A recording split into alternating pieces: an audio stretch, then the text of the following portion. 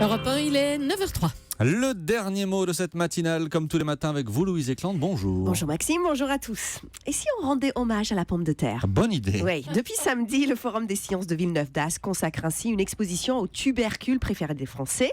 L'expo s'appelle Patate. Elle a pour but de faire comprendre l'agroalimentaire aux 120 000 spectateurs annuels du Forum des sciences. Et pour fédérer ce large public, ce n'est pas étonnant que la pomme de terre a été choisie. Parce que la patate en France, c'est comme la reine en Angleterre, un symbole d'unité nationale. Au service militaire, les Anglais apprenaient God Save the Queen, les Français apprenaient à éplucher les patates. Ah oui. C'est l'âme de la nation française. Si on regarde bien, tous les symboles de la France sont constitués à 50% de pommes de terre, hachis parmentier, poulet frites, enfin, les patates sont partout. Mais tout le monde aime ça.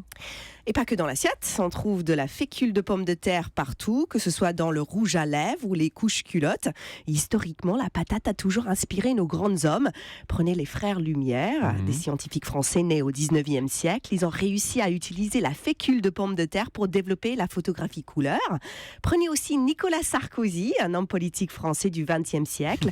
Il a réussi à calculer qu'un vrai Français, c'était quelqu'un qui reprenait 2 fois des frites à la cantine.